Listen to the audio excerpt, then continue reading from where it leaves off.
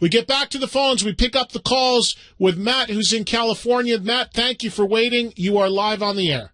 No problem, Eddie. Thanks very much. And I see you at the LA Invasions a few times, so thanks again for those. Sure. Next one is June 25th. Hope you come out. I'll most likely be there. I got two things just to tell you and then a question for you.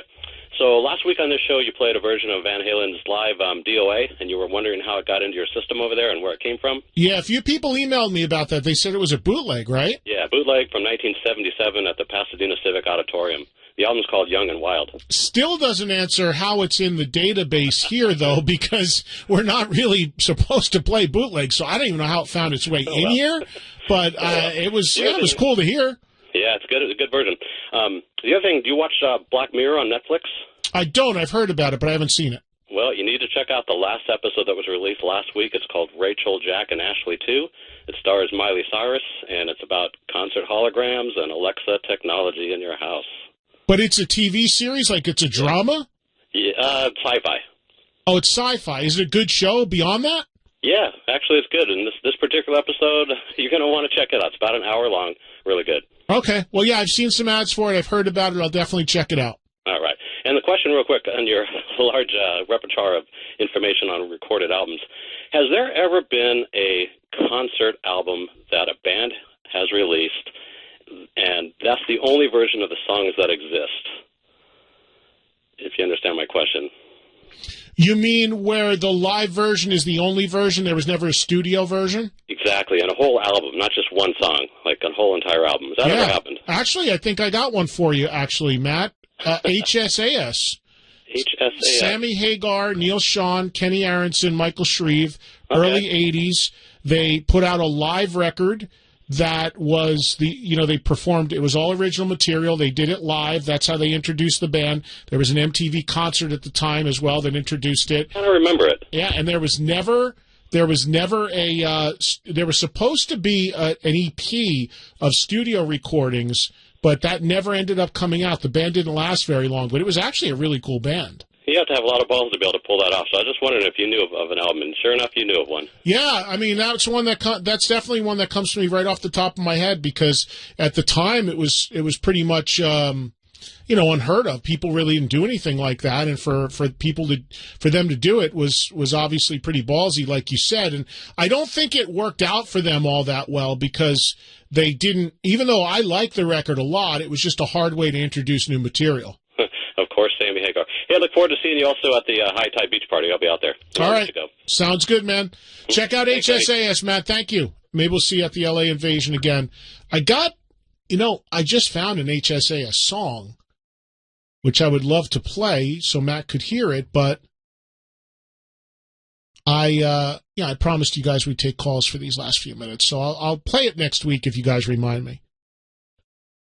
But the interesting thing about the record, which was called Through the Fire, is we were told it was recorded live, and by all counts it was to some degree, but they also stripped out a lot of the applause track. So it doesn't really sound and feel all that much like a live record, even though the performances were billed as being live. But I don't really think you even hear any applause in it, if I remember correctly. Jack in New Hampshire. Go ahead, Jack. Hey, Eddie. So I just saw the Dio Returns tour. The hologram. Hologram. Yep. Go ahead. What end?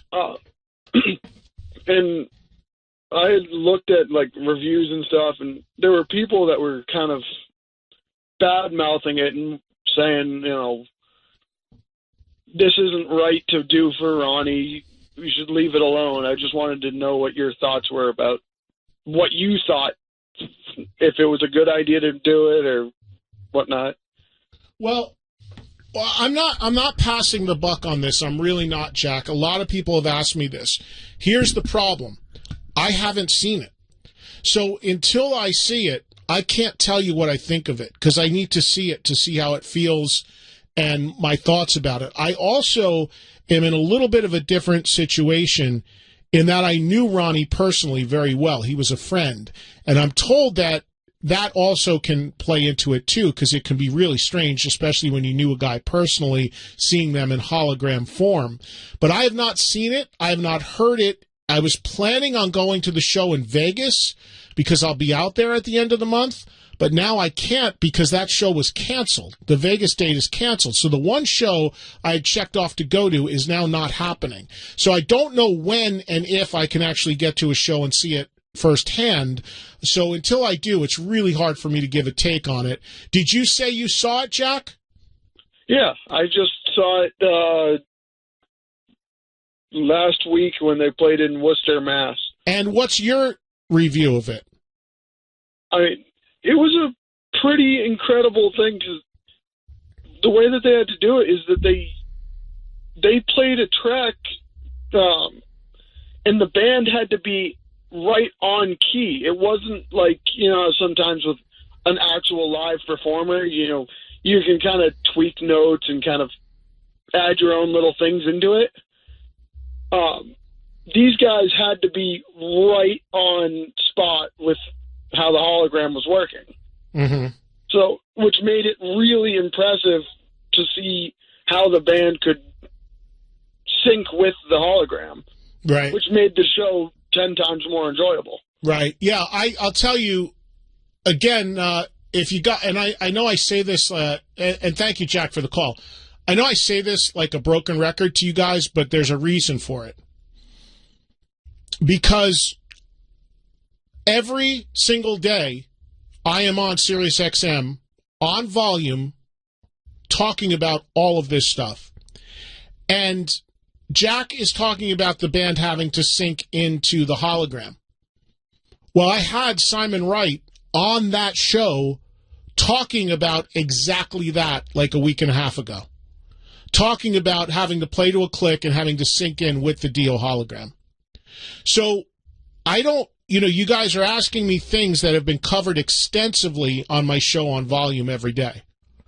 So that's why I continually say to everybody, I love when I can be here on Mondays and doing this, but if you're truly into wanting to hear from these artists and get into this dialogue, you got to listen to what's going on every day on volume for me. And if that time slot of 2 to 4 Eastern live doesn't work for you with your schedule, I get it. But again, the show replays every night, 9 to 11 Eastern, 6 to 8 Pacific. And if that doesn't work for you, you can listen to it on demand anytime you want, the full show and the interviews. So Simon Wright, the drummer for Dio and the Dio hologram, talked about all of this with us and how he has to sync in with a click. Pull the interview. It's online right now on the SiriusXM app and listen to it. Thank you for the call, Jack. Doug in Iowa. Hi, Doug. How you doing? Good. What's going on, Doug? Oh, not a heck of a lot. I just, Saturday night, I just went to Sammy Hagar in the Circle in Fort Dodge, Iowa.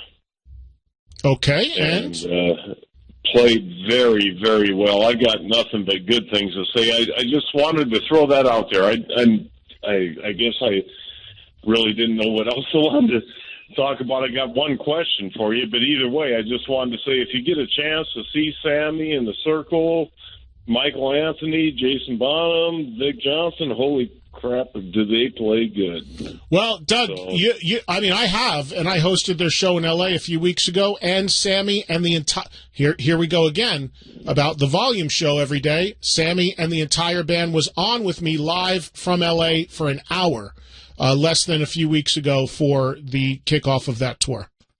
Okay, I don't see the volume show, or I don't watch it. I watch you on TV now and then, I watch I listen to the XM radio. Yeah, thank you. On Monday nights. Thank you, Doug. I appreciate that, but it's not a watch. Oh man, Volume is a channel here on Sirius XM. It is on channel 106 on your radios. It is an all-talk about music channel. My show is also called Trunk Nation there. It is all talk about rock and interviews. It's not TV. It is my daily radio show here on Sirius XM. Once again, it is live 2 to 4 Eastern. It replays 9 to 11 p.m. Eastern. In 1 hour and 5 minutes from now, if you go to Channel 106, you will hear the show replay from earlier today. Tomorrow, if you go to 106 at 2 p.m. Eastern Time, you will hear me live talking with you rock music again. It is every day. It is my full-time daily gig. And all of these artists and all of these things that most people have asked me about in the last 5 minutes have all been addressed in detail with the artists themselves on that show. And it's gone on for over 2 years now. I understand the time slot works here for people. I understand that if you only buy the music package on SiriusXM, you don't get the talk channels. But I can assure you, for the couple bucks extra a month, if you upgraded and you got 106, you would not be disappointed in that package.